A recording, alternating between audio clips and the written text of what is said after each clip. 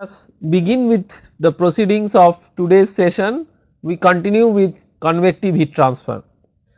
So, we were discussing about forced convection in internal flows, typically flows through pipes and channels. We were discussing about the concept of thermally fully developed flow, and the first agenda that we take up today is thermally fully developed flow.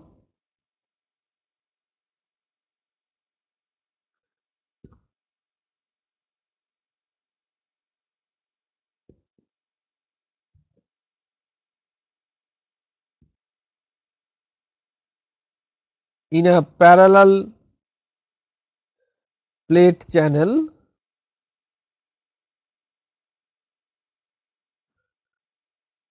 with constant wall heat flux.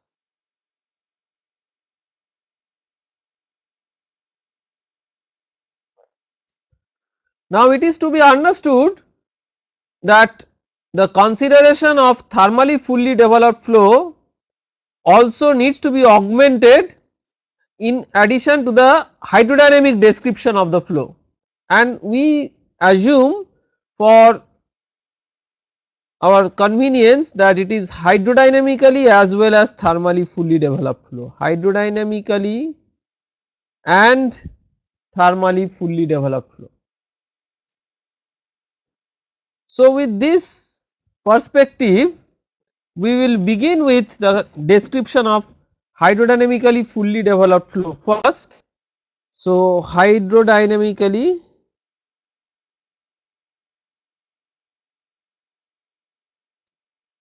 fully developed flow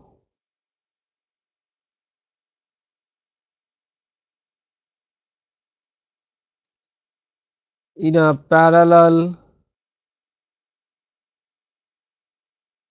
plate channel.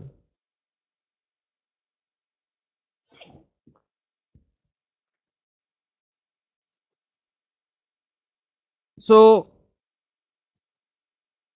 when we are talking about hydrodynamically fully developed flow, we are not bothered about the thermal condition, but when we are talking about thermally fully developed flow, we will require the additional description of hydrodynamically fully developed flow. That is why I am trying to do with the hydrodynamic fully developed flow derivation earlier. So, the physical picture is something like this. You have two parallel plates and hydrodynamic boundary layers develop, and beyond the merger of the boundary layers, if you draw the velocity profiles, the velocity profile which we will derive now is something which is not a function of x.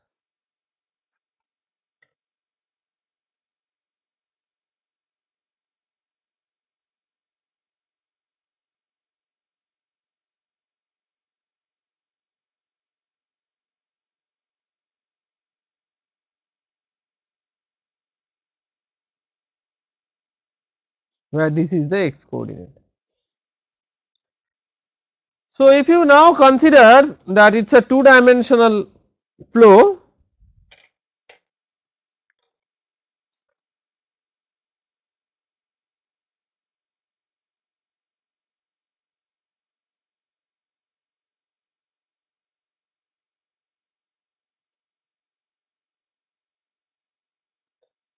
plus incompressible flow,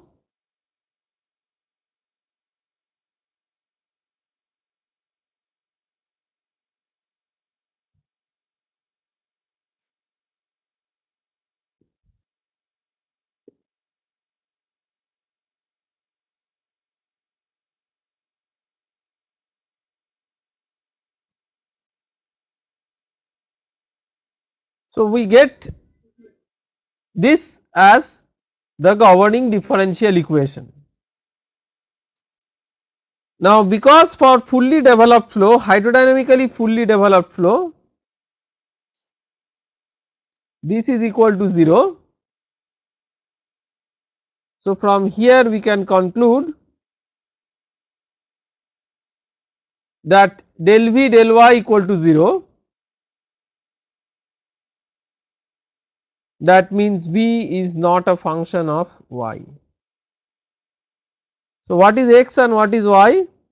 So, let us say this is y and this is x. The half height of the channel, let us say this is h. So, this is h. Because v is not a function of y, you have to find out that what is v, provided, or you can find out what is v provided you know that what is v at some given value of y, because v does not vary with y.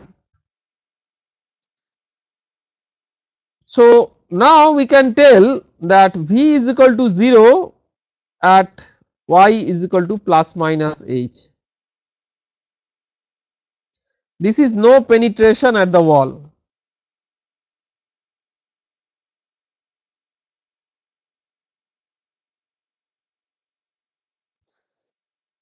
That means v is equal to 0 for all y, since v is not a function of y. So, now let us write the x momentum equation.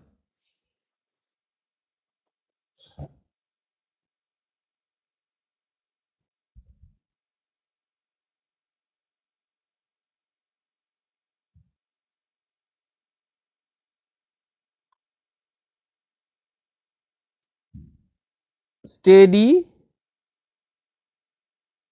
two dimensional, so and incompressible.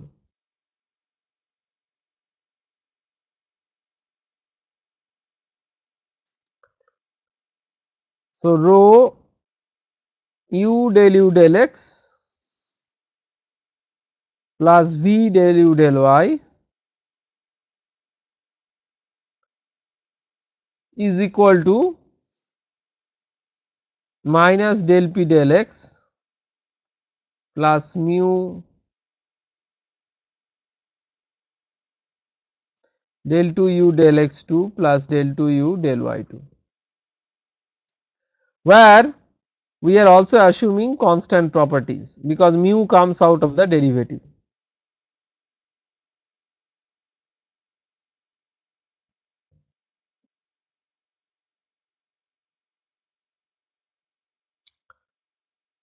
So, now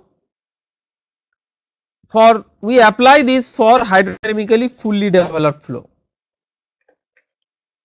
So, this v is 0 and del u del x equal to 0 for hydrodynamically fully developed flow.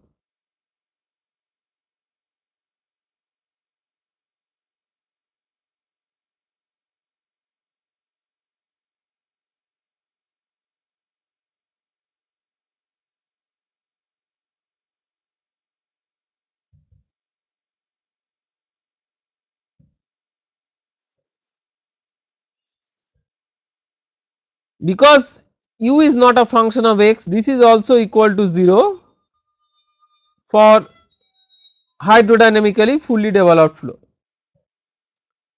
So, you are left with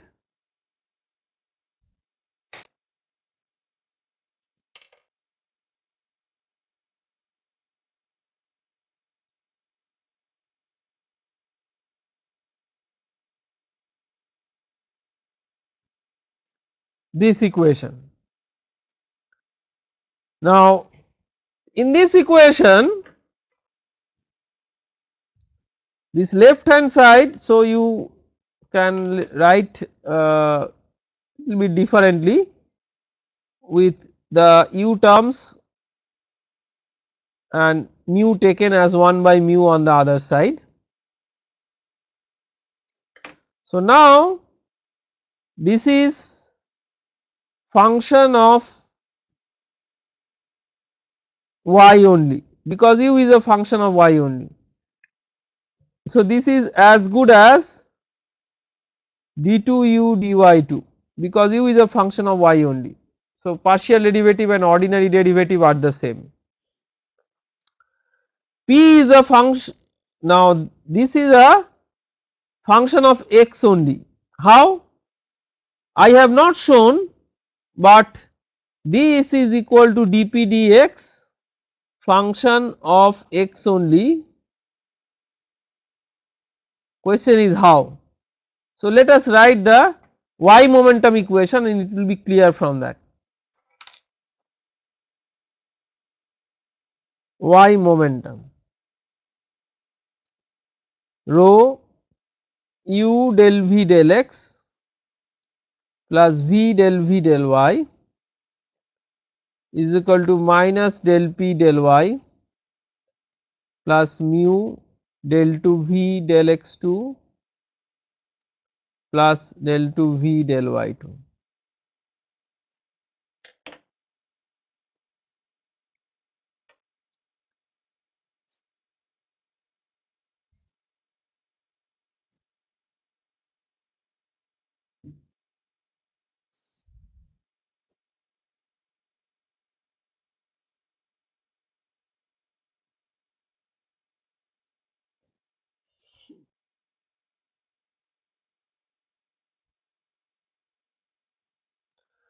So, all the terms are 0 because v is identically 0. So, that means this is 0.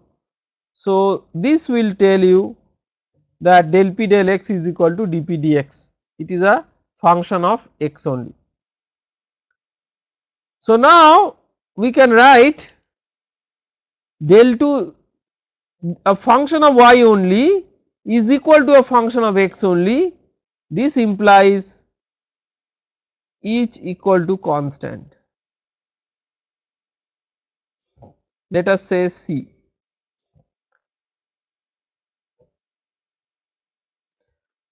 Or C1. Okay.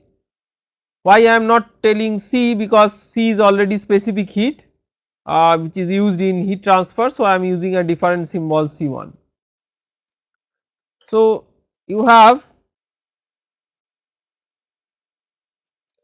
d2u dy2 is equal to C1. So, u is equal to C1 y plus du dy is equal to C1 y plus C2 and u is equal to C1 y square by 2 plus C2 y plus C3.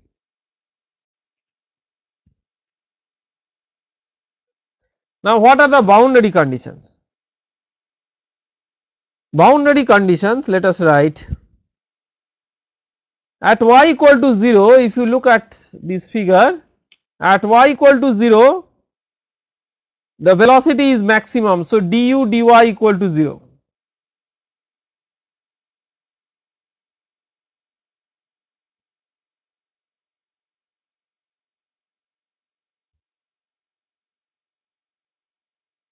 So, at y equal to 0, du dy equal to 0 will mean C2 equal to 0.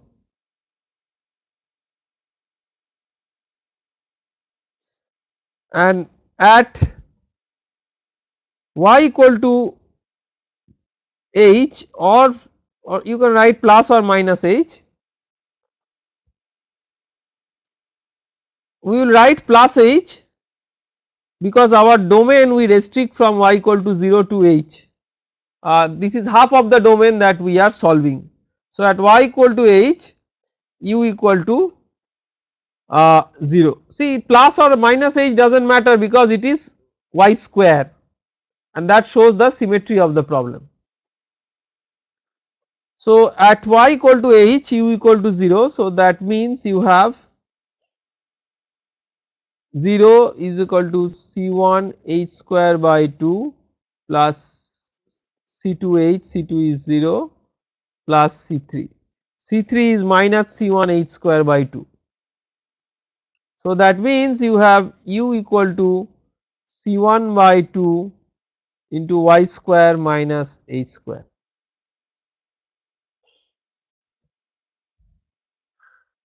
Now this C1 is an undetermined coefficient.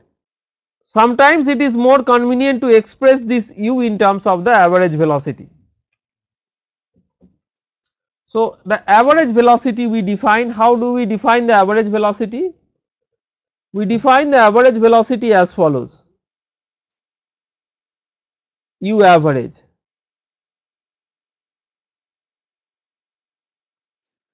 So u average is integral of u dy by integral of dy. It is basically integral of u dA by integral of dA. So here dA is dy into the width, and the limits of integration you can say 2 into 0 to h, that is the total domain in the bottom as well as in the top.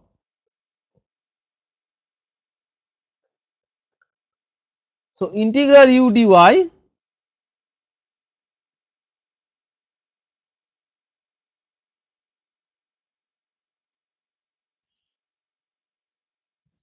divided by integral of dy.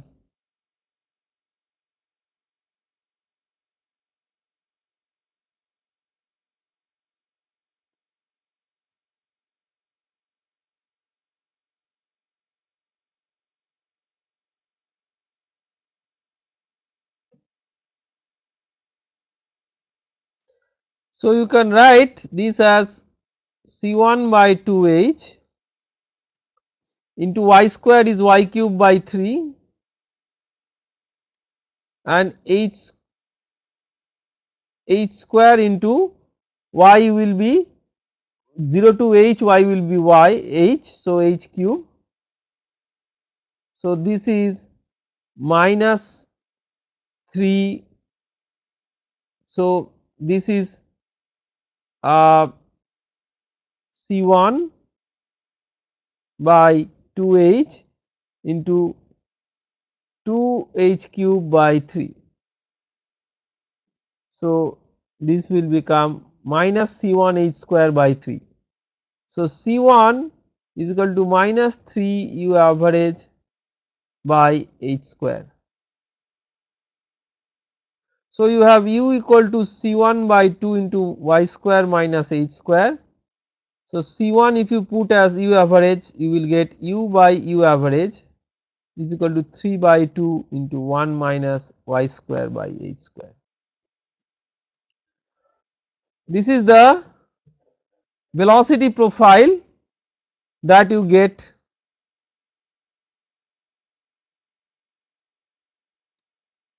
for a fully developed pressure driven flow through a parallel plate channel.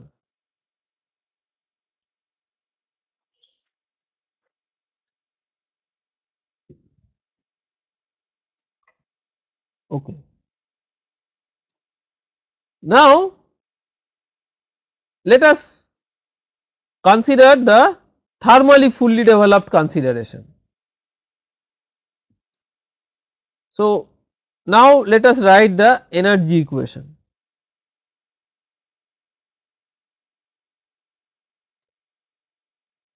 Rho Cp u del T del x, it is a steady flow, so unsteady term is not there, plus V del T del y is equal to K del 2T del x2 plus del 2T del y2.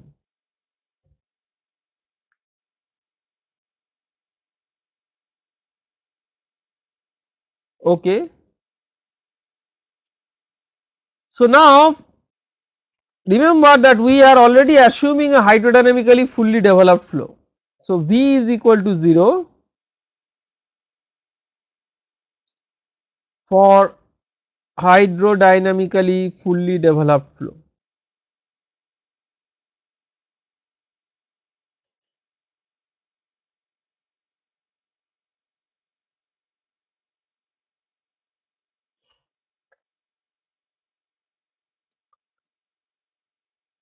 Not only that, if you recall, for thermally fully developed flow with constant wall heat flux, del T del x equal to dTm dx equal to constant for thermally fully developed flow with constant wall heat flux. This we did yesterday.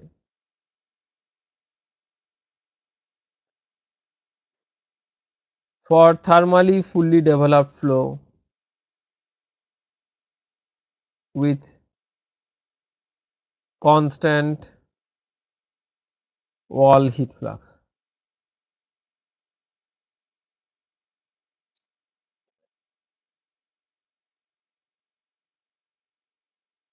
Also, since del T del X equal to constant for thermally fully developed flow with constant wall heat flux, you must have the second derivative equal to 0. So, you are left with rho Cp u dTm dx is equal to k del 2 u t del y2.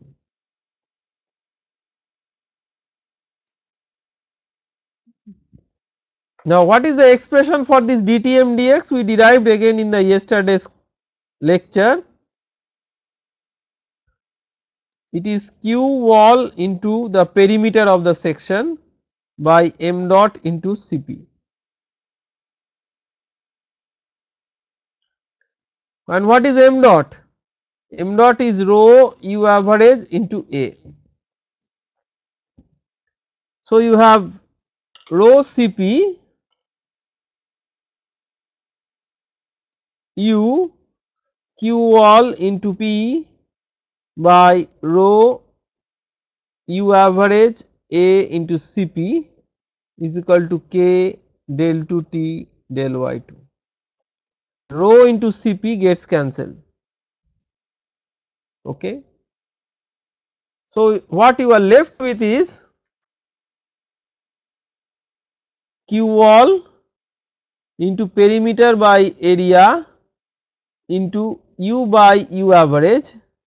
See, that is why u by u average is required in the analysis. That is why we had to do it before doing the thermally fully developed calculation. The hydrodynamically fully developed velocity profile has to be substituted here. We will see how we will substitute.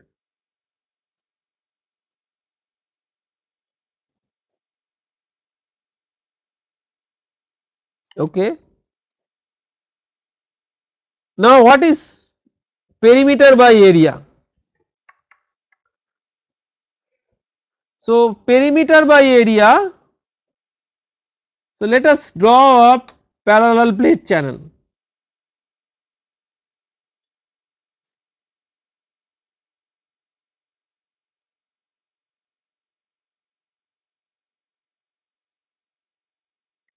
So, this is the parallel plate channel. The height is 2h, the width is b, which is much larger than 2h. This width is b. So, the perimeter is 4h plus 2b and area is b into 2h. This is the cross sectional area. So, perimeter by area is equal to 4h plus 2b by b into 2h. So, this is 2 by b plus 1 by h. As b tends to infinity, b is much greater than h, this will tend to 0. So, this is roughly 1 by h. So, this is 1 by h.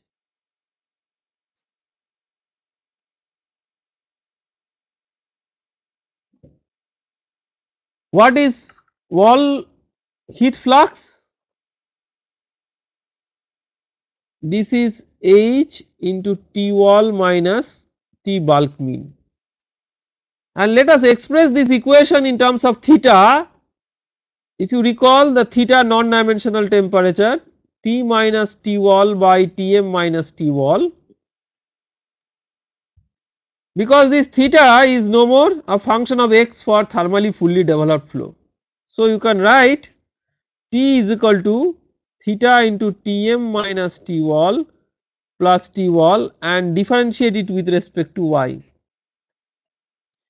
So, it will be just d theta dy,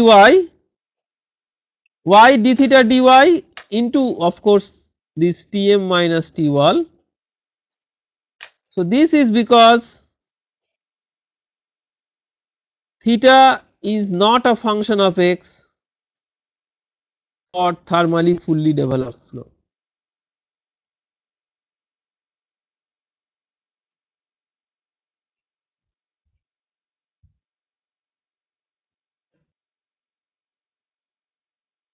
So, if you differentiate it once more,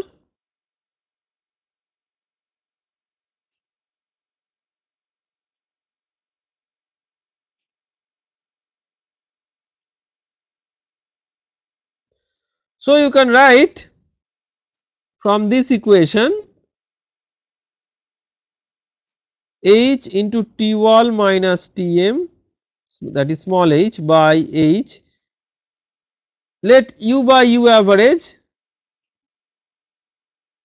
is a function of y by h, which we call as f. So, we call this as f is equal to k into Tm minus T wall into d2 theta dy2. So, if we cancel T wall minus Tm and Tm minus T wall from the two sides, a minus sign will appear. Then you can write, you define a new non-dimensional variable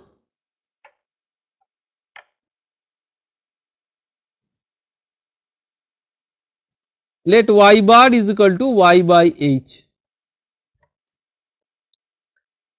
If you define this non-dimensional variable, then d2 theta dy2 is equal to 1 by h square d2 theta dy bar 2.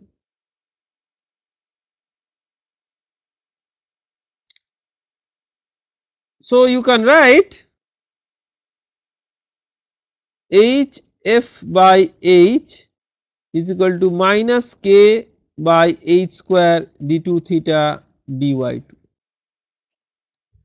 So, you can write d2 theta dy2 dy bar 2 plus h by k into f is equal to 0. What is this h by k? This is the Nusselt number based on h. This is what we need to determine. So, now what we need to do is basically we need to evaluate this Nusselt number. So, where what is f? F is u by u average is equal to 3 by 2 into 1 minus y square by h square. So, let us integrate this. So, d theta dy plus Nusselt number into 3 by 2 into y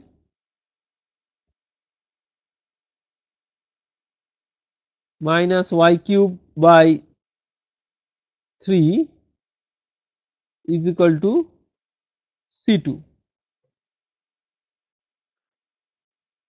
Because of symmetry, the one of the boundary conditions is at y equal to 0 d theta dy equal to 0, y equal to 0 is the center line, which implies C2 equal to 0. Now, if we integrate it once more, theta plus Nusselt number into 3 by 2 into y square by 2 minus y 4 by 12 is equal to C3. Now you have a second boundary condition at y bar equal to 1, y bar equal to 1 is what? Wall. What is theta? See, the definition of theta is T minus T wall by Tm minus T wall. So at wall T is T wall, so theta is 0. So theta is 0. That means 0 plus Nusselt number into 3 by 2 into half minus 1 by 12 equal to C3. That means C3 is equal to Nusselt number into 3 by 2 into 5 by 12. So your theta becomes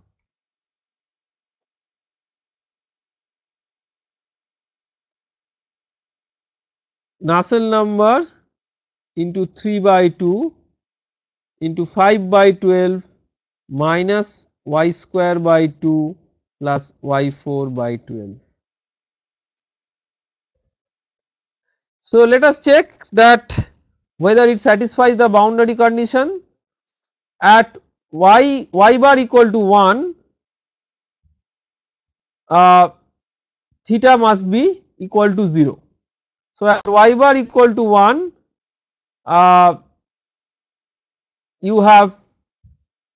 you can see if you put y bar equal to 1, you will see that you will have theta equal to 0, and at y bar equal to 0 you have d theta dy bar equal to 0. So it satisfies the boundary condition.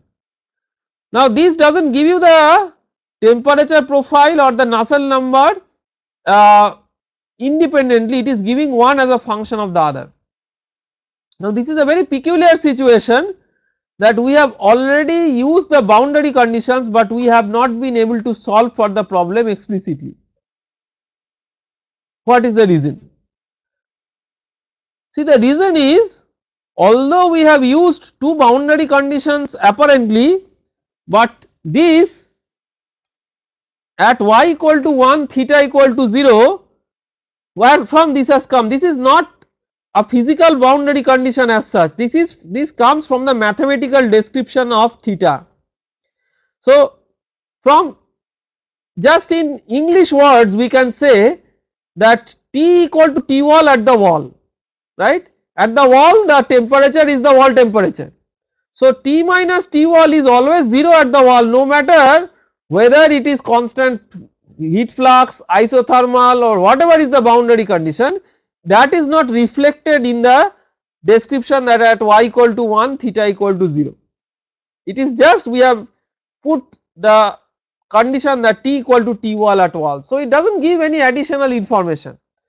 So to obtain the Nusselt number, we require something little bit more generic, that is we need to obtain,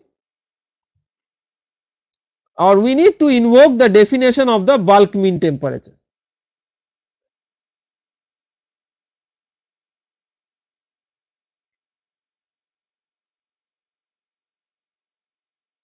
Invoke the definition of Tm.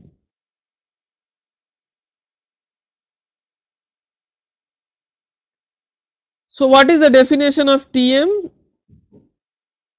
Integral of rho Cp ut dy by integral of rho Cp u average into u dy.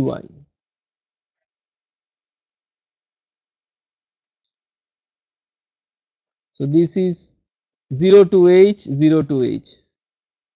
So you have for this problem constant rho Cp.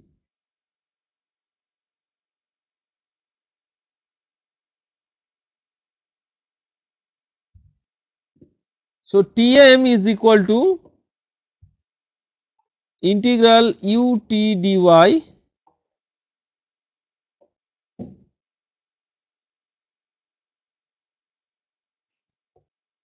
integral u dy is u average into the height. So, of course, in that both the numerator and denominator 2 is there. So, the 2 gets cancelled.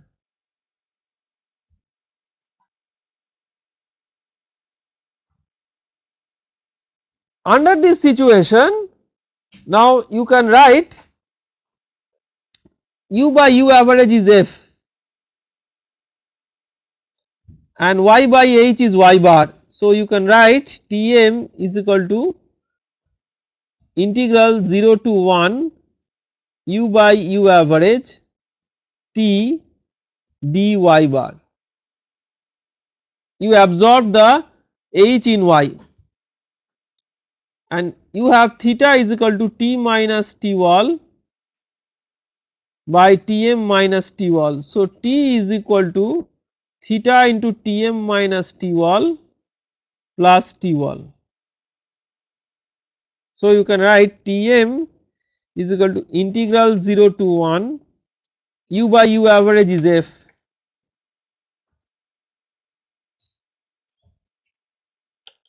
in place of T you write theta into Tm minus T wall plus T wall dy bar. So, this is integral of 0 to 1 f theta dy bar into Tm minus T wall plus T wall into integral of f dy bar.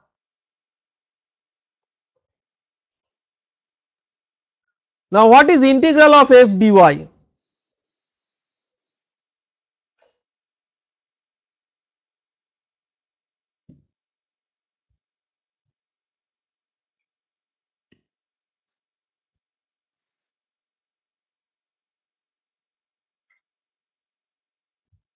Integral of f dy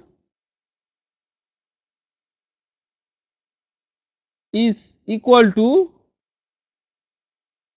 integral of u by u average d of y by h.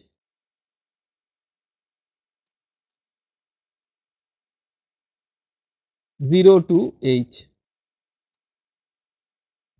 So, this is integral u dy by u average into h. Now, integral u dy is equal to u average into h because this is the definition of u average. U average is integral u dy by h. This is the definition.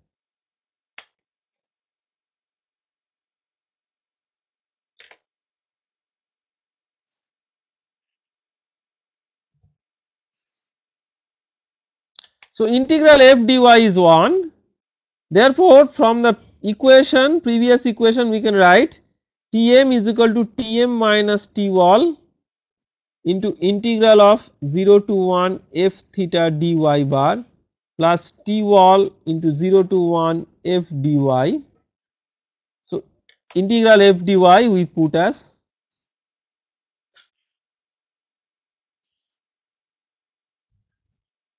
1. So, you have Tm minus T wall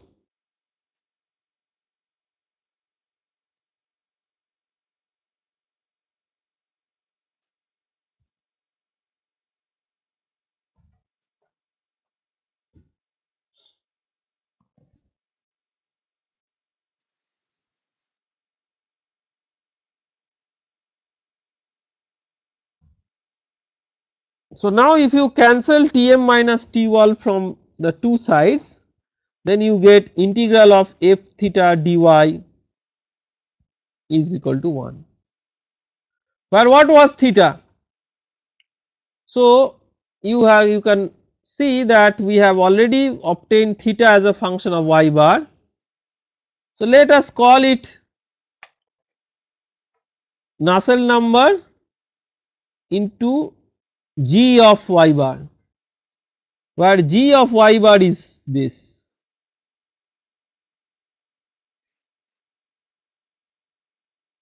This is g. This is just for the generic purpose of writing the equations.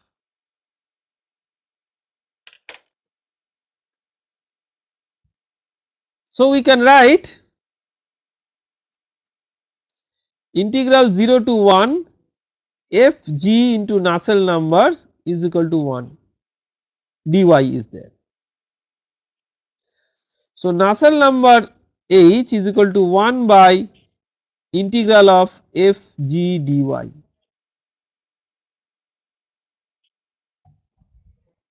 Okay. So what is f? F is equal to 3 by 2 into 1 minus y bar square, and g we have just seen. So these are the two polynomials, you multiply these two and integrate, and once you integrate you will get a number. If the limit is between 0 to 1 you will get a number. So the final answer for this, if you do this simplification, it is trivial algebra, so I am not going to do it here to waste time. So if you do it here you will get that this is equal to 35 by 17.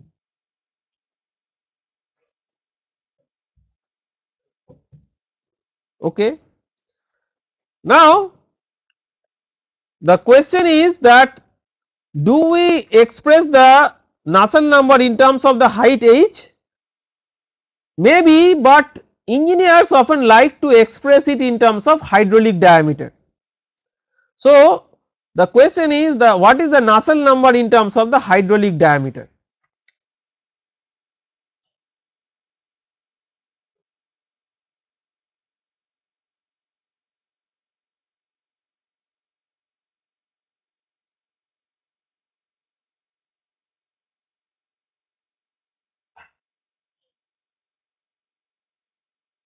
So hydraulic diameter, you know, the philosophy of hydraulic diameter is something like this.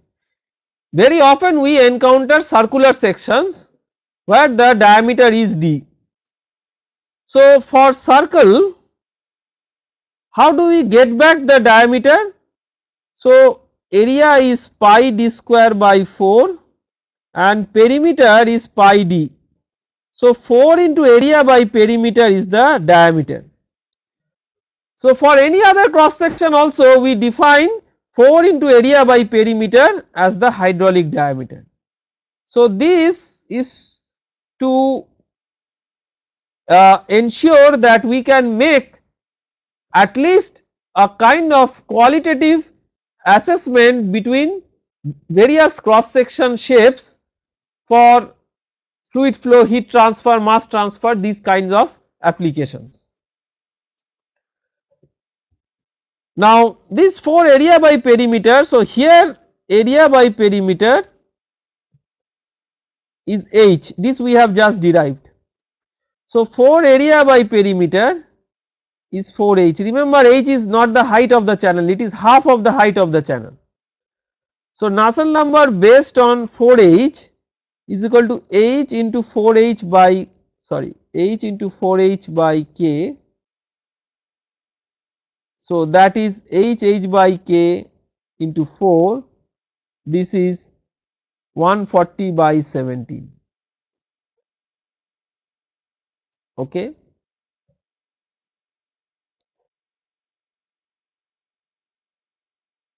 Now this is the case that we studied. So see, with scaling arguments we discussed yesterday that for hydrodynamically fully developed flow and for hydrodynamically and thermally fully developed flow, the Nusselt number is a constant, and here we have found out what is the value of that constant for hydrodynamically and thermally fully developed flow with constant wall heat flux. Constant wall temperature,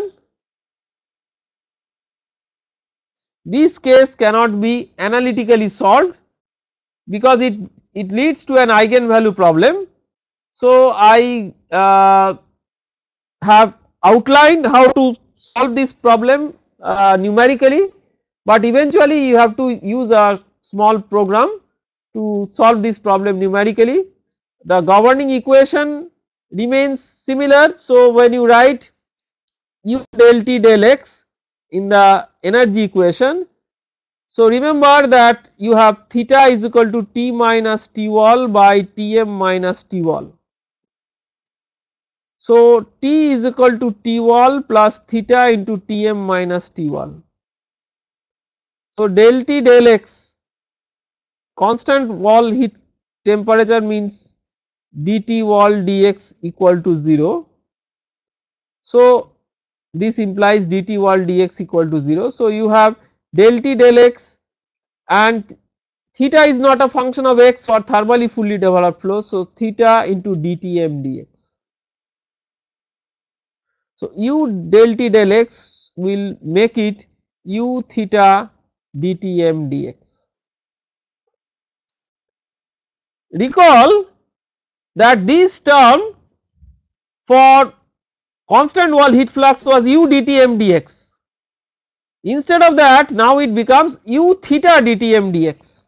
So the governing equation which for constant wall heat flux was this, just show it, yes, d2 theta dy plus Nusselt number into F. This term came from that U del T del X. Now U del T del X in this case for constant wall heat flux was U into dTm dx, and now for constant wall temperature it will be U theta into dTm dx. So the governing equation will become d2 theta dy2 plus Nusselt number into F into theta is equal to 0, instead of Nusselt number into F equal to 0. So that's apparently a small change, but it makes it an eigenvalue problem, and this problem needs to be solved with iterations. So you of course have the boundary conditions. Number 1, at y is equal to 0, you have theta is equal to d theta dy equal to 0. At y equal to 1, theta equal to 0, and at y equal to 1, because Nusselt number itself is an unknown, there is an additional condition. What is the additional constraint? The additional constraint is nothing but energy balance at the wall. So at wall minus k del T del y at y equal to h is equal to h into Tm minus T wall. So this, if you now use the definition of theta as T minus T wall by Tm minus T wall, then you will get the third condition, that at y equal to 1 d theta dy is equal to minus of Nusselt number. Where from it comes? This y, if you non-dimensionalize as y by h, then it becomes small h into capital H by k, that becomes Nusselt number, and this Tm minus T wall is absorbed in this del T del y, this makes it d theta dy. Remember, theta is not a function of x for thermally fully developed flow. So how can you solve this problem? You can solve this problem using an iterative technique. You assume a value of Nusselt number,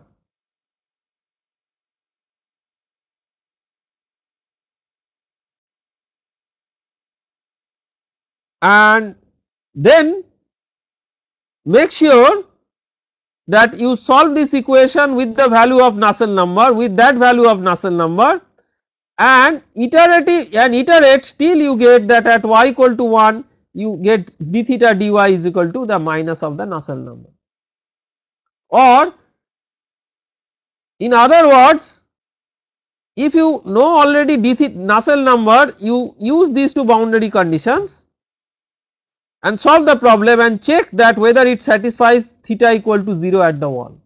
That is another way of looking into it. So out of these three, you use any of the two and make sure that the third is satisfied iteratively.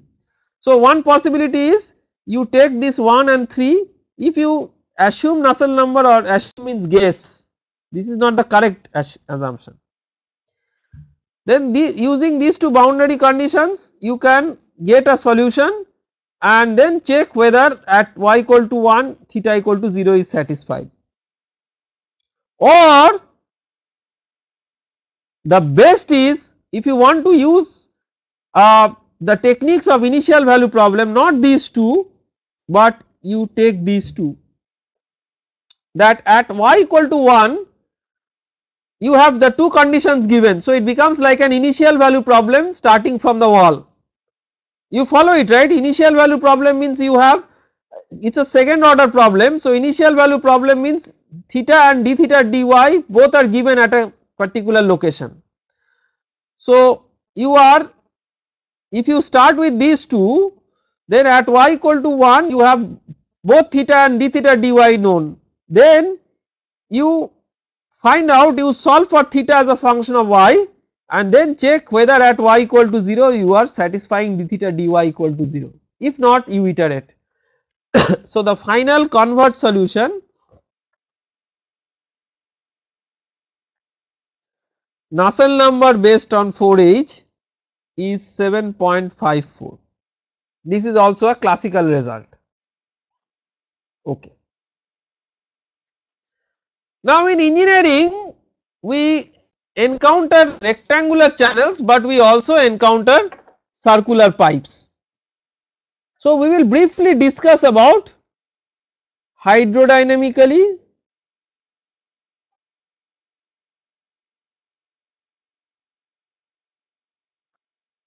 and thermally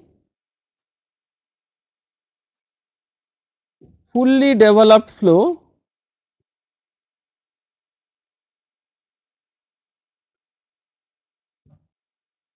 through a circular pipe.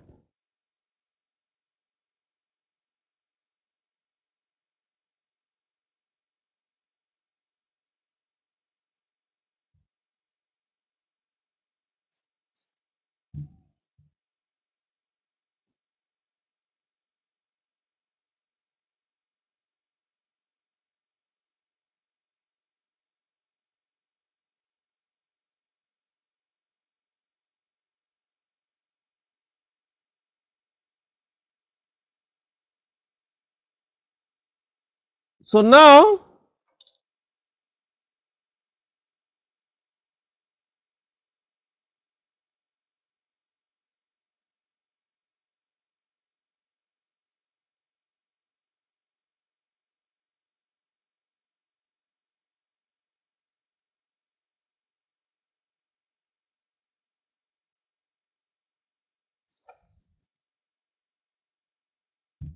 let us say that there is a circular pipe of radius r, we are using a rz coordinate system instead of the previous coordinate system. So, only difference is the expression of the transverse derivative in the energy equation and the momentum equation. So, constant wall heat flux, this is the case 1.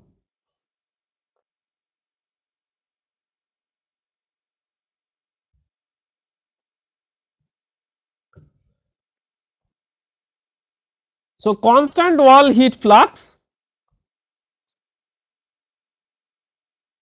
for this case now let us write the governing equation.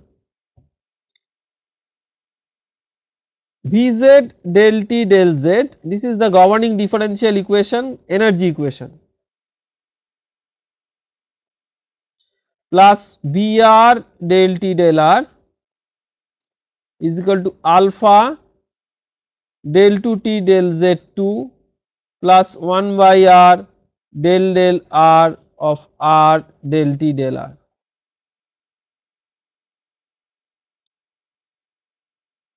Now, for hydrodynamically fully developed flow, Vr is equal to 0.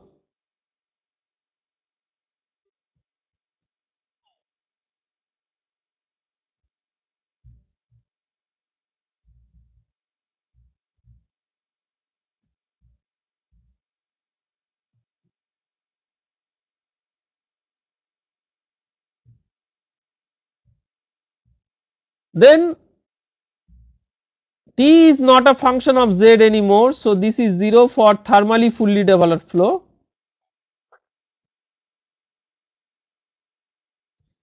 Del T del Z is dTm dZ.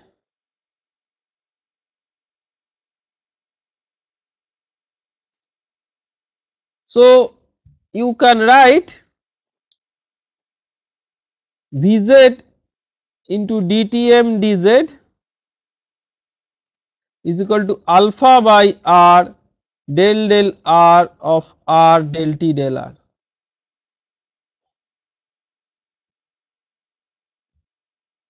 Now, what is dTm dZ? Q wall into perimeter by m dot Cp. So, this is Q wall, perimeter is 2 pi r, m dot is rho u average into pi r square, this into Cp. So, this is 2 Q wall by rho u average r Cp.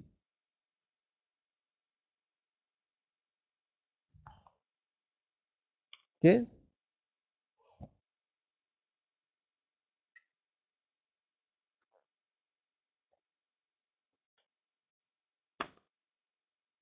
Now,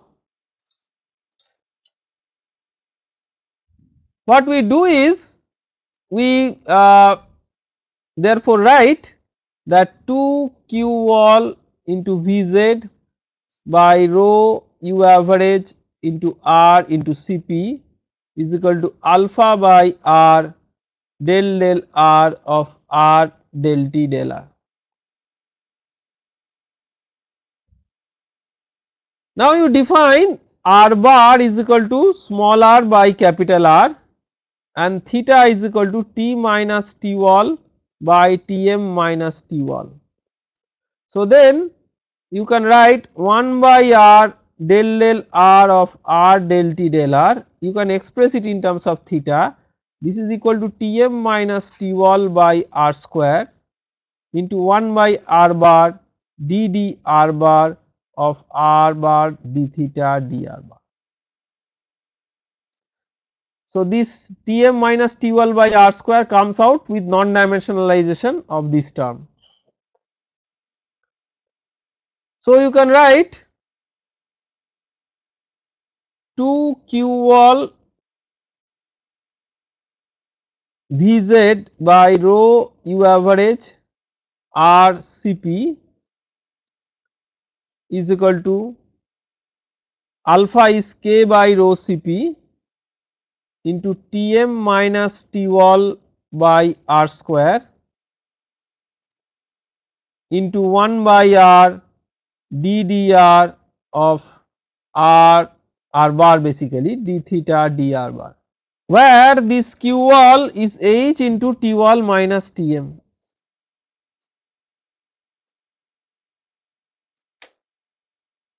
So, then if you can use or you can cancel rho into Cp from the two sides and assume Vz by u average, this is equal to f, just like the previous problem which is a function of R bar. So, you are left with 1 by R bar d d R bar of R bar d theta d R bar plus Nusselt number based on the diameter into f, this is equal to 0, where what is the Nusselt number based on the diameter of the pipe, this is h d by k. So, this is h into 2r by k. Now, what is this f for, see this problem, now you can see why I have tried to solve the problem in a very generic way. See, this problem and the parallel plate problem, they look exactly similar in the mathematical form, only this term because of the cylindrical coordinate there is a different way of representing the term, but the form of the equation remains the same. Now, question is what is this f? So, for fully developed flow, for hydrodynamically fully developed flow through a circular pipe, this is covered in undergraduate fluid mechanics. So, I am not going through this, I am assuming that all of you have gone through undergraduate fluid mechanics before entering into the heat transfer course, and I have shown that how to derive this velocity profile for the parallel plate channel. It is very similar here. So, for hydrodynamically fully developed flow,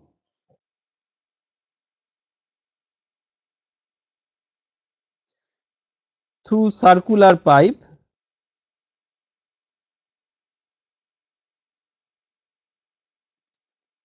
F is equal to 2 into 1 minus R bar square.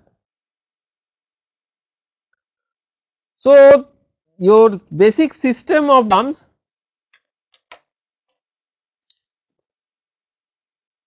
one by R ddr, I am writing it again, dd, all these R means R bar, R d theta dr plus Nusselt number into F equal to 0, where F is equal to 2 into 1 minus R bar square. What are the boundary conditions? Very similar to the parallel plate channel. At R bar equal to 0, d theta dr bar equal to 0, and at R bar is equal to 1, because theta is T minus T wall by Tm minus T wall, at the wall theta is 0. So, now if you integrate this equation,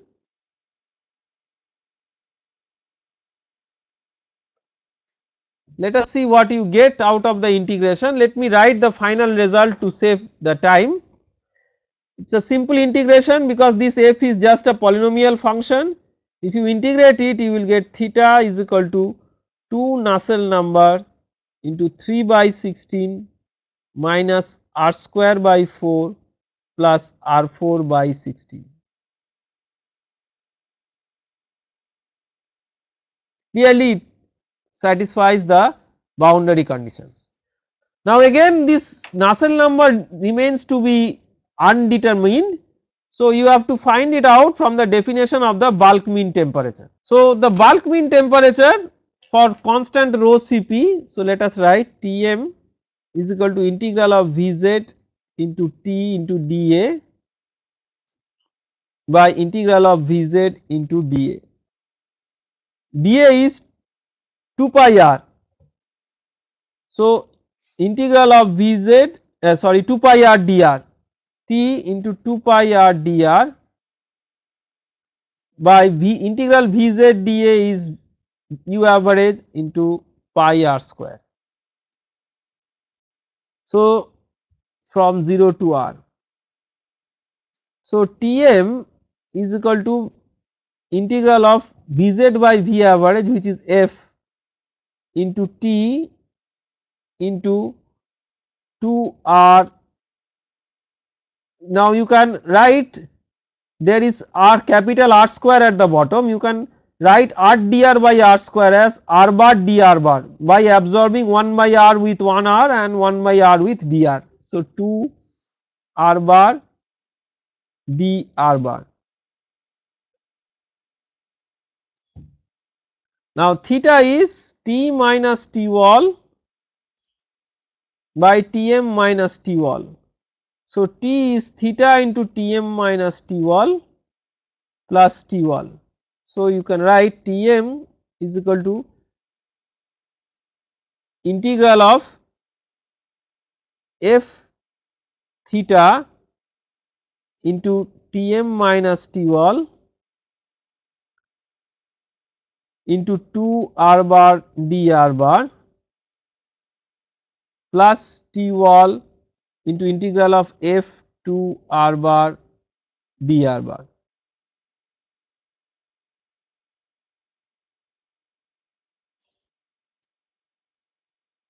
Now you can also write U average into pi r square is equal to integral of Vz into 2 pi r dr.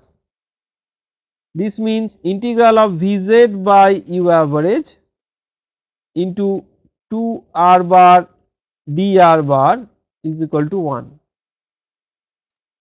So that means integral of Vz by V average is, this is f. So this becomes equal to 1. So, we can write Tm minus Twall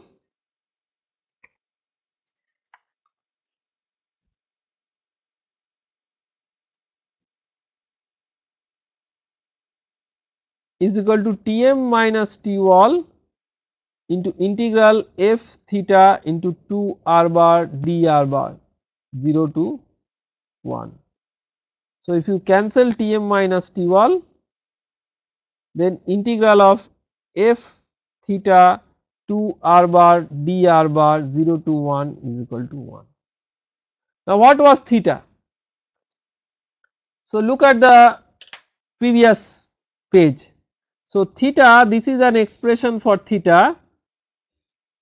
So, this we can write as Nusselt number into g of r bar, where g of r bar is Nusselt 2 into 3 by 16 minus r square by 4 plus r4 by 16.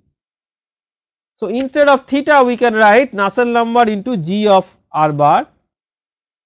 So, instead of theta we can write Nusselt number into g, that means Nusselt number is equal to 1 by integral of f g 2 r dr 0 to 1, where f and g are already given.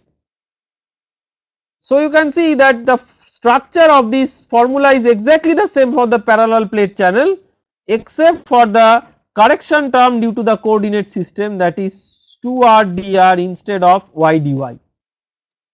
Okay. So, if you calculate this, let me give you the final answer to this. So, final answer is Nusselt number equal to 48 by 11. This is a very classical result. For the case 2, constant wall temperature,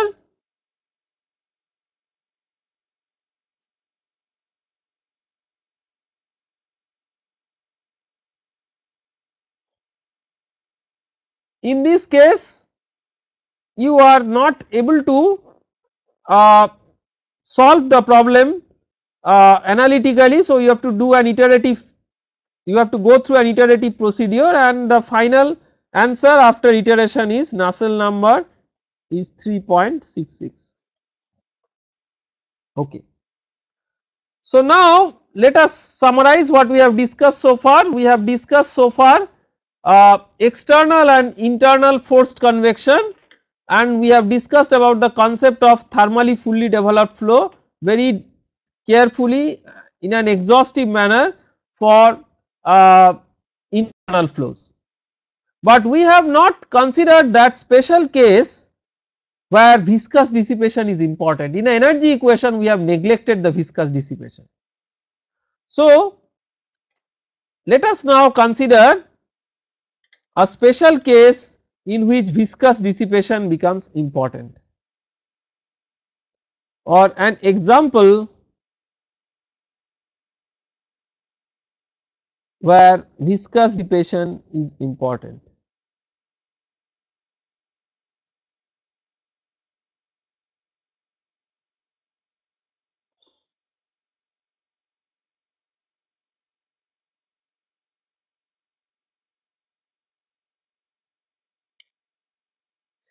So, for this we consider a model problem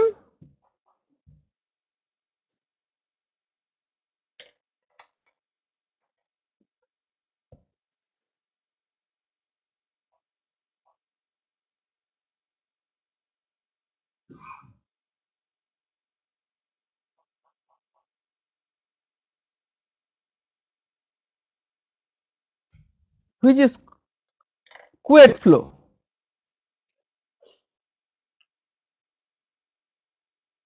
So, you have two parallel plates separated by a narrow gap. The flow inside is hydrodynamically fully developed, and the plates are so long that del T del X equal to 0.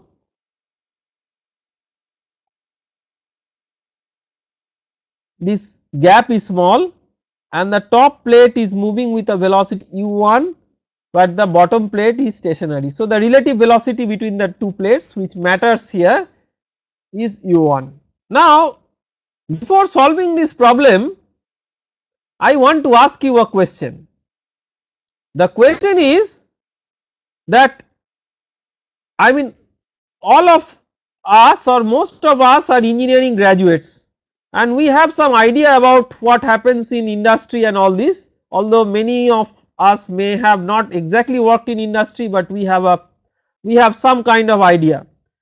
Now, have you ever heard of or thought of some industrial process where there is a plate and somebody else is pulling a plate on the top of that with a velocity u1, two flat parallel plates, a very rare occasion. I mean, I have not heard about this condition from many of my peers, but still this is considered to be a classical problem in fluid mechanics and heat transfer. Question is why?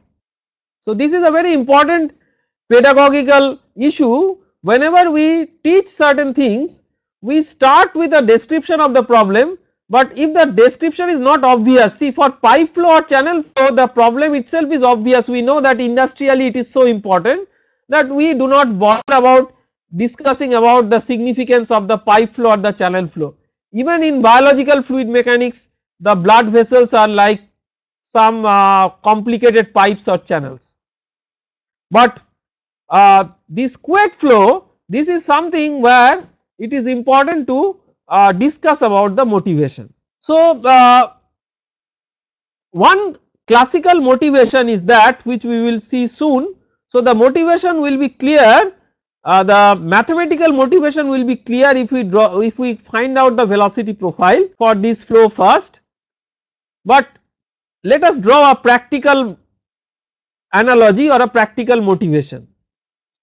Let us say that you have a shaft and you have a bearing. The bearing is there to support the shaft, but to avoid metal to metal contact, you put a lube oil or a lubrication oil in between. This is a highly viscous material and this gap is narrow. So, when there is a relative motion between the shaft and the bearing, let us say the shaft is moving, so there is a tangential velocity and the bearing is, the outer casing is stationary. So, there is a relative motion and there is a velocity field and there is a temperature field developed within it. The temperature field developed within the fluid is very important because it may be possible that with high temperature, and why the temperature field is important here, that here viscous dissipation is important because viscous dissipation is related to square of the velocity gradient. If you remember the viscous dissipation terms in the energy equation, because the gap is very small, the velocity gradient is very large and square of the velocity gradient is even larger. So, with that high velocity gradient there will be significant rubbing or friction between various fluid layers and that will overheat the lubrication oil. So, with the heating of the lubrication oil the temperature will go up, and because viscosity of most liquids they are strong functions of temperature, and with increase of temperature the viscosity will decrease. So, what will happen is that under that situation the lube oil may not function properly. Okay. So, that means to understand the performance of a bearing, this kind of physical situation needs to be considered. Now, what is the relationship between this situation and the flow between parallel plates? See, if the gap between these two is very narrow, then the curvature effect can be neglected, at least in the first order, and then the circular shapes can be approximately thought of as two parallel plates, and one of the plates is moving with a velocity which is the tangential velocity omega r, which we call as u1 relative to the other. So, you can see that this model problem mimics very much the heat transfer in bearing, in the annular passages of the bearings, which is a very important problem in the context of industrial applications. So, this tells us that see no problem in reality whenever we are discussing even about a conceptual problem, it is by no means hypothetical, it has a practical and a physical root. We will try to, so this is the practical motivation, but there are also scientific motivations.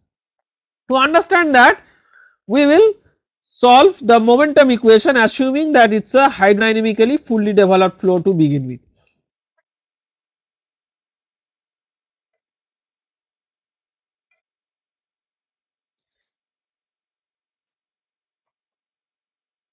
So, we have derived the governing equation in the earlier part of this lecture. So, I am going to write this straight away, 0 is equal to minus dp dx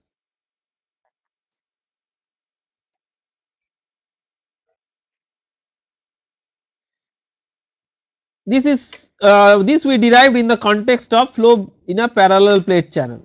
So, you have dp dx, so d2u dy2 is equal to 1 by mu dp dx. So, is equal to a constant. Because dp dx is constant, this you can write as 1 by mu into, if L is the length of the channel, P at L minus P at 0, this is x equal to 0, this is x equal to L divided by L, because dp dx is constant. Now, if PL and P0 are not the same, then we call it as a combined Couette-Poiseuille flow. The pressure driven flow through a parallel plate channel, that is called as plain Poiseuille flow, and the pressure driven flow through a circular pipe, which we discussed just before this is called as Hagen-Poiseuille flow. So, here if it is a plain Poiseuille flow cum Couette flow, then PL and P0 they are not the same, but a special case which we considered here for simplicity, pure Couette flow, where P0 is equal to PL, there is no driving pressure gradient, only the motion of the plate is, relative motion between the plates is driving the flow. So, then you have d2u dy2 is equal to 0. This is possibly the simplest differential equation. So, the solution is u equal to C1y plus C2. So, what are the boundary conditions? The y axis runs from the bottom. So, the boundary condition number 1, at y equal to 0, u equal to 0. So, at y equal to 0, u equal to 0 means you have C2 is equal to 0, and the second boundary condition is at y is equal to h, u equal to u1. This is also no slip, that means u1 is equal to C1h. So, C1 is u1 by h. So, the velocity profile is u is equal to u1 into y by h. See, this is a linear velocity profile. So, a linear velocity profile means what is du dy? Du dy is u1 by h. So, given u1 and given h, this velocity profile has a given shear. So, this is called as shear driven flow.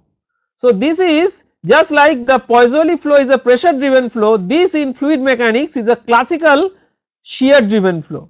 So, if you specify a shear, the corresponding flow is this one.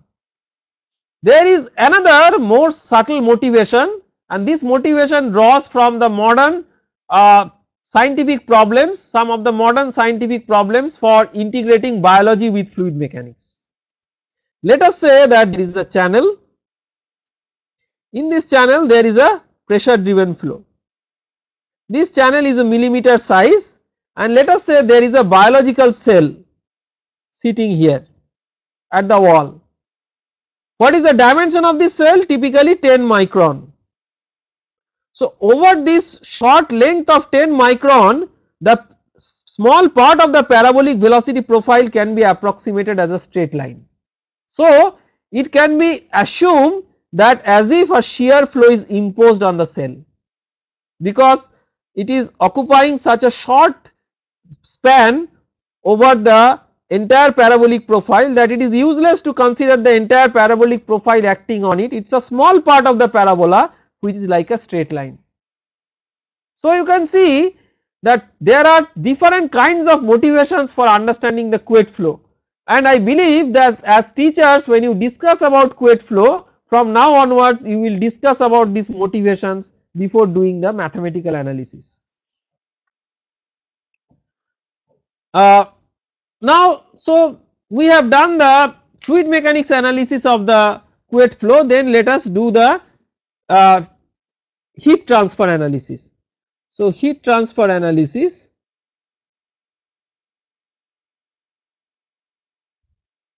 So, for that we consider the same arrangement.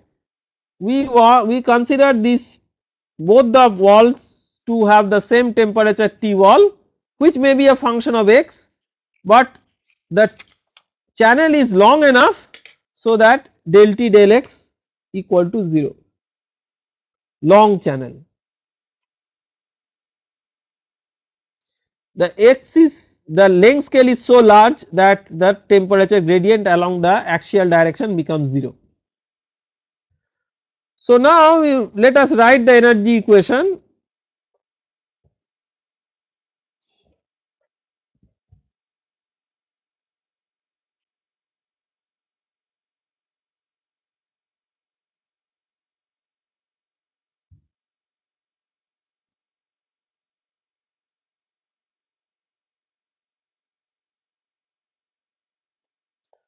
So, now we will add the viscous dissipation term mu phi.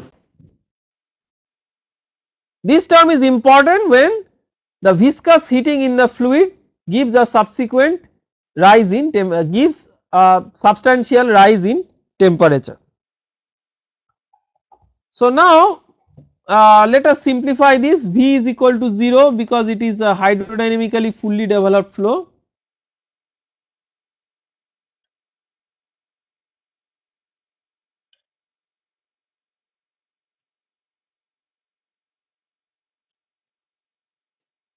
Del T del x equal to 0 because of the long channel approximation, and its second order derivative is also 0.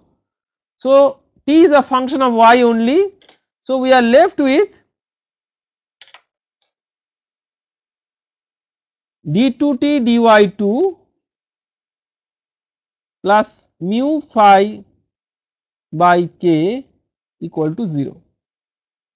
This is our governing equation. Now, what is phi?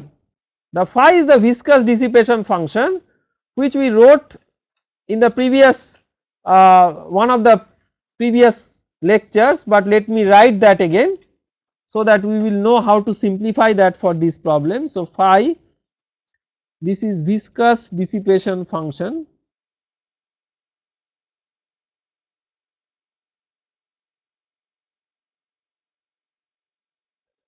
this is equal to 2 by 3 del u del x minus del v del y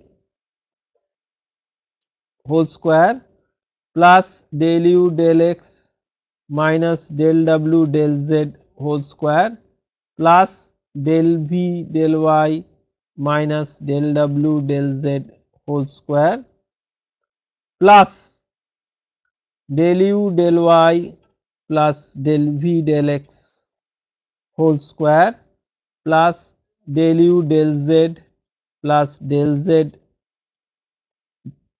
del w del x whole square plus del v del z plus del w del y whole square.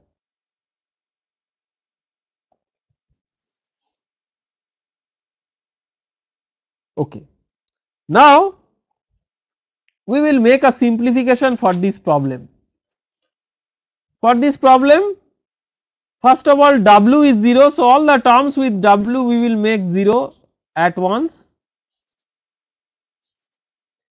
U is a function of y only. So if U is a function of y only, then del U del x term will be 0.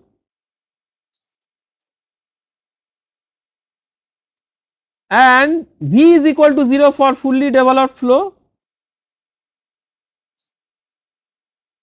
and there is no Z dependence because it is a 2-dimensional flow. So all these terms are 0, only one term that remains is this one with a square. So phi becomes, because U is a function of y only, it becomes du dy whole square. See, it's square of the velocity gradient. That is why we required a very narrow gap between the plates. If the gap is very narrow, then this du dy is very large. Square of this is very large, and that means there can be significant heat dissipation. So let us solve for the problem by considering, now we considered in the problem description, in the previous problem description, T wall, but T wall is generally different at the two walls. So here in this wall we will assume T wall is equal to T1, and in this wall we will assume T wall is equal to T0, and let us for the time being assume T1 is greater than T0. That will be a more generic problem than assuming T wall same for both the walls. So here T wall is T0, here the T wall is T1, which is greater than T0 as an example. So let us write the energy equation now.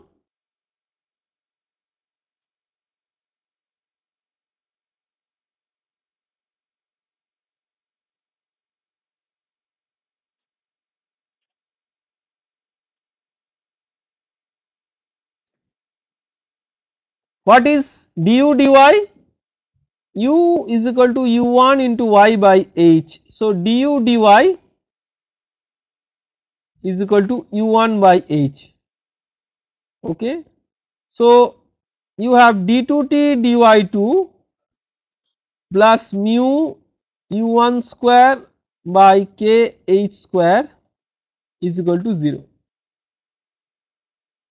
If we integrate it twice, so dt dy,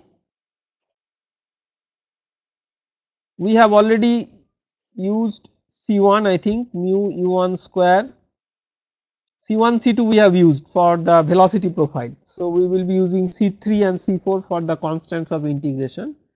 K h square y is equal to C3, and t plus mu u1 square by k h square y square by 2 is equal to C3y plus C4.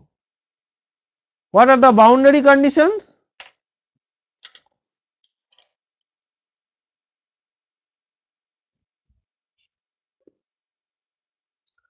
Number 1, at y is equal to 0, t is equal to T0, and number 2, at y is equal to h, t is equal to T1.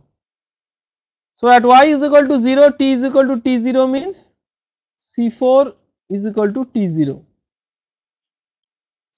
and at y is equal to h, t is equal to T1. So T1 plus mu u1 square by k h square into h square by 2 is equal to C3h plus T0. So C3 is equal to T1 minus T0 by h plus mu u1 square by k h square into h by 2.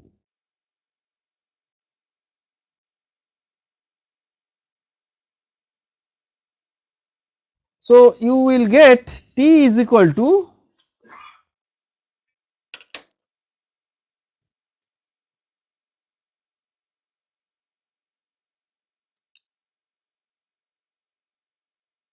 T0 plus T1 minus T0 by H into Y plus mu U1 square by 2k H square YH minus Y square, right.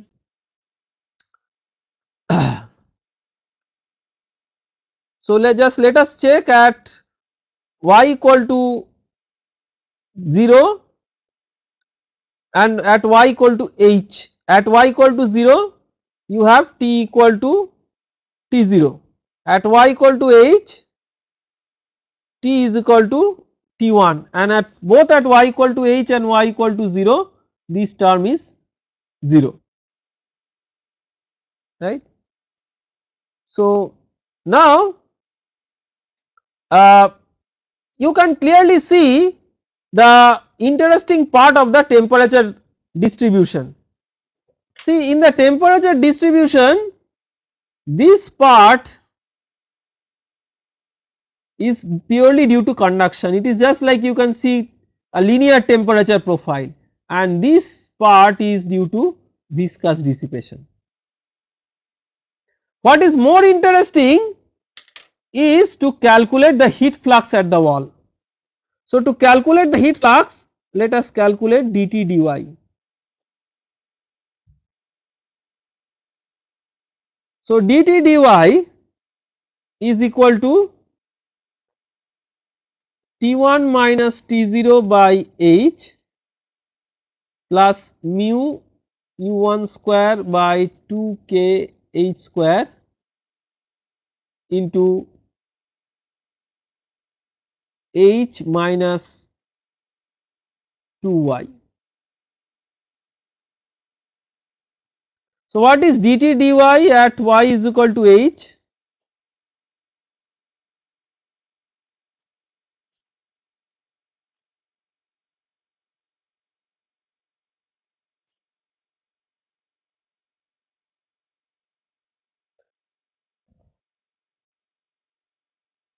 So, this is dt dy at y equal to H. What is heat flux at y equal to H?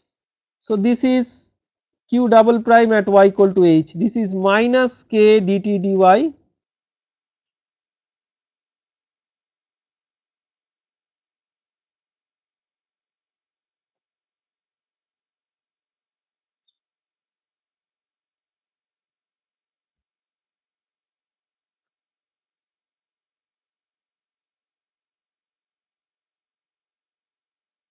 So, the heat flux is minus k into T1 minus T0 by H plus k into mu U1 square by 2kH.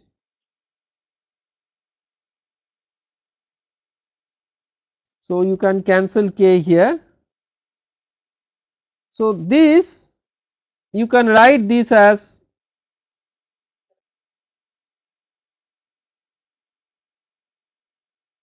k into T1 minus T0 by H minus k into T1 minus T0 by H into 1 minus mu U1 square by 2H into H by k into T1 minus T0.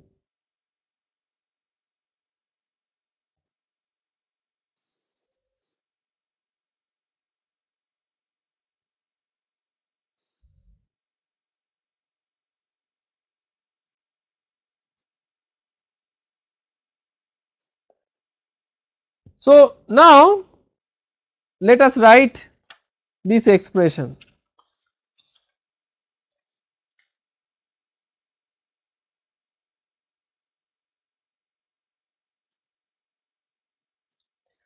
So, you can write this as q at y equal to h is equal to minus k T1 minus T0 by H into 1 minus U1 square by Cp into T1 minus T0.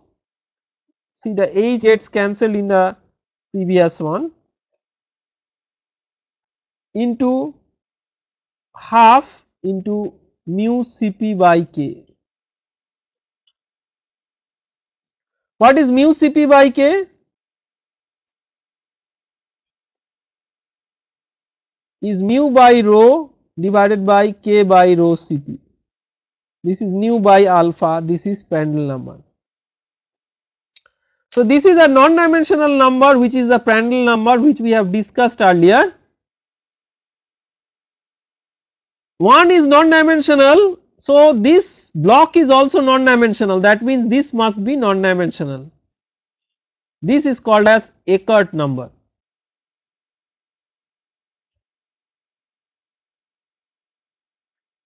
So, it is giving you the relative importance of the kinetic energy of flow with respect to the characteristic temperature difference. So, you can write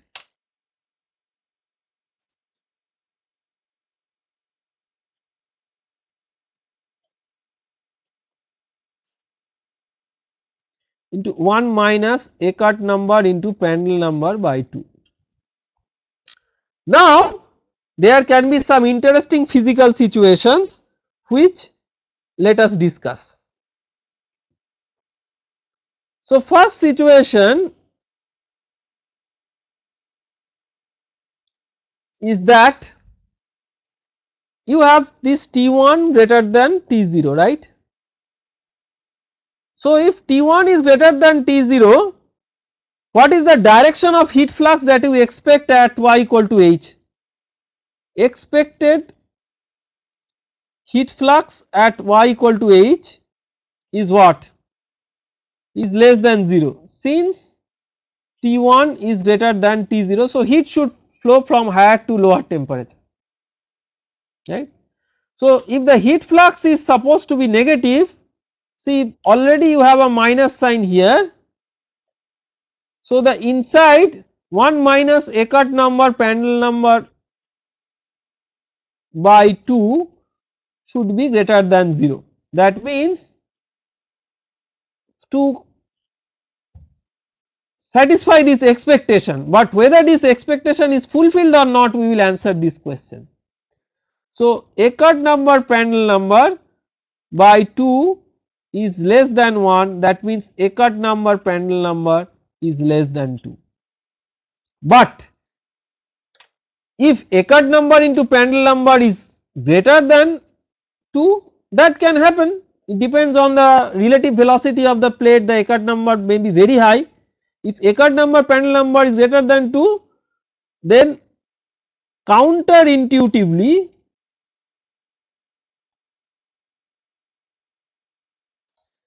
the heat flux at H becomes greater than 0. That means, there is a heat transfer from the bottom to the top direction. Question is why? So, this is a very interesting situation when what happens? What happens is that, you know, because of viscous heating, the local temperature just below the top plate becomes greater than T1. So, there is a heat transfer from the fluid to the plate, not because the plate is bottom plate is at a higher temperature than the top plate, but because the local fluid temperature here has become greater than T1 because of viscous heating. And if Eckert number Prandtl number equal to 2, then you have QH equal to 0. This is called as adiabatic wall, adiabatic top wall. The top wall will then become adiabatic. So, why it will become adiabatic? There is a driving temperature difference between T1 and T0 that drives the heat flux from top to the bottom. There is a driving temperature difference because of the temperature difference between the local temperature of the fluid and the plate temperature, and the fluid has overheated. So these two, when they exactly cancel each other, that means there is no heat flux at the top wall, and then we say it is an adiabatic top wall. So the Eckert number is a very important non-dimensional number that will characterize the heat transfer between the two plates. So there could be other possible boundary conditions. I have worked out one example in your lecture notes, where I have discussed about the possible another possible boundary condition for the same problem, but we have discussed about the physics. You can look into the problem as and when I mean you have some free time. The problem is worked out in your handout. So finally, in the last 10 minutes or so, I will give you a brief overview on natural convection or free convection.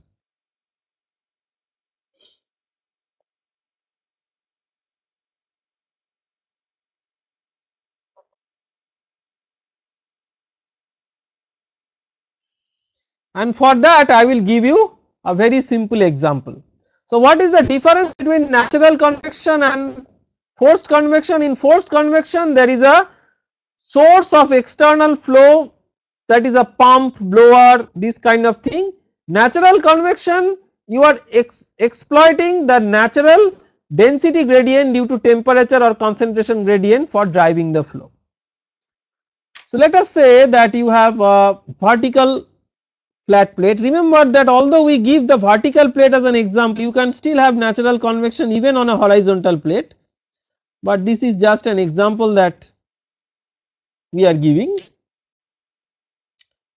So let us say that this is a heated plate.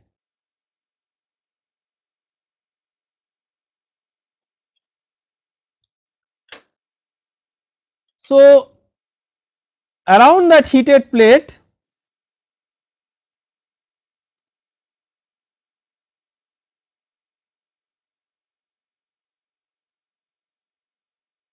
if there is some fluid, because of heating it will be lighter and it will go up. Once it goes up, after the heating effect is gone, after the plate length is over, this fluid still has inertia, but it cannot titrate to the left. So what it can do is, it can go to the right because some fluid has come from the right to the left. So to replenish that, to satisfy the continuity, it will try to go through a loop, and this is how a natural convection is created. So fundamentally it can be created, see here. So I can tell you schematically, here there is low rho, here there is high rho, rho is density. So because you can say that for fluids where there is density pressure difference, this low rho may actually mean low pressure and high rho will mean high pressure, and there is a driving pressure differential actually to make the flow to occur. So the question is, what is this driving pressure differential? So to do that, let us assume that this is the y axis and we will write the y momentum equation, and this is the gravity direction.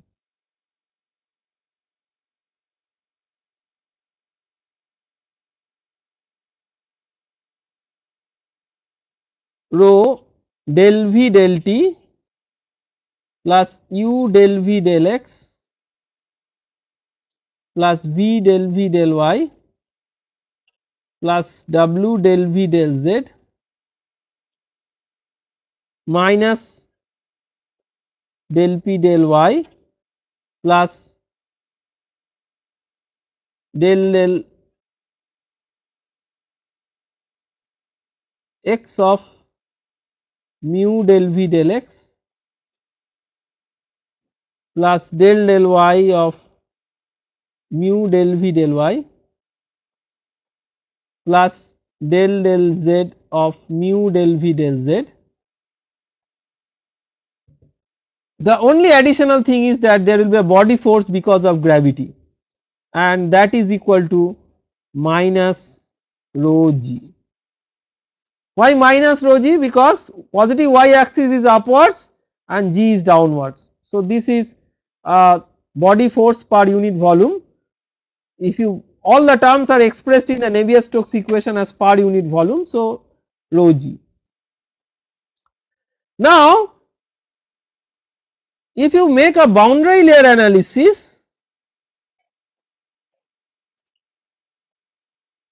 we can write del p del y is as good as dp infinity dy, where p infinity is the pressure outside the boundary layer and dp infinity dy is equal to minus rho infinity g, because outside the boundary layer the flow is static. So, this is hydrostatic pressure variation.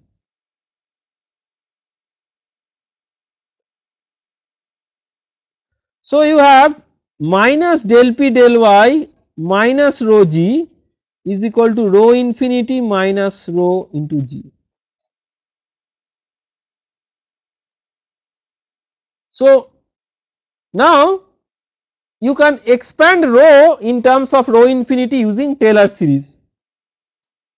So, rho is equal to rho infinity plus del rho del t at infinity into t minus t infinity plus higher order terms.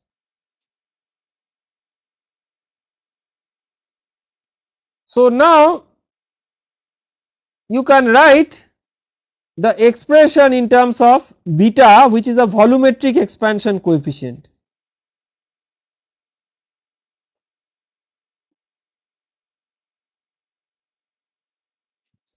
Let us write what is beta,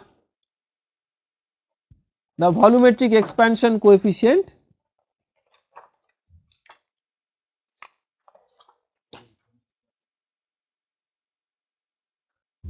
So, beta is change in volume per unit volume per unit change in temperature.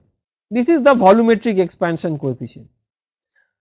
So, if you now write V as 1 by rho,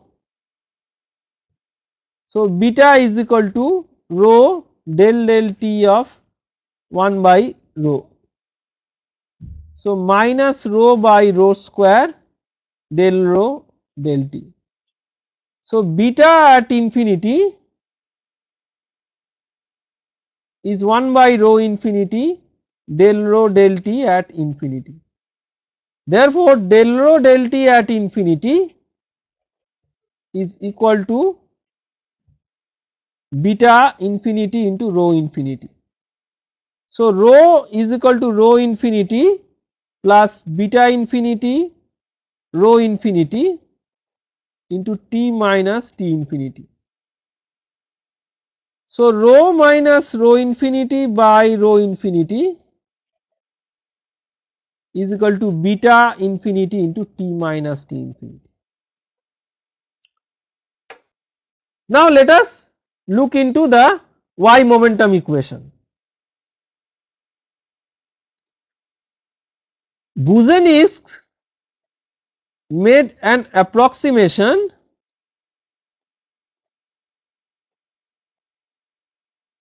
What is that approximation? He made an approximation that rho is approximately equal to rho infinity in all terms except the body force term.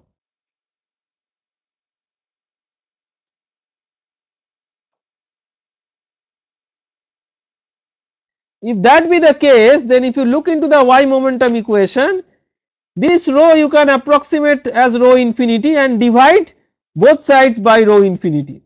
So, if you divide both sides by rho infinity, you will get the y momentum equation. I am writing it again, del v del t plus u del v del x plus v del v del y plus w del v del z is equal to minus del p del y plus 1 by rho infinity del p del y plus del x of mu del v del x plus del y of mu del v del y plus del del z of mu del v del z plus the body force term g beta infinity into T minus T infinity. This I am writing with a separate box. So, Boussinesq's approximation is a very important approximation where it is considered that the density is variant only in the body force term. So, now with the Boussinesq's approximation, see we get an extra body force term in the momentum equation which is a function of temperature. So, unlike forced convection where you can separately solve for the momentum equation and then use the velocity profile to solve for the temperature distribution from the energy equation, for natural convection you cannot do that, because here the momentum and the energy equations they are coupled, because you can see that temperature explicitly is appearing in the momentum equation. So, you need to solve it in a coupled manner with the energy equation to solve for the temperature. That makes the analytical solution of the natural convection problems very difficult, and therefore, we do not bring that in the purview of this introductory short course. So, we have come to the end of our session today.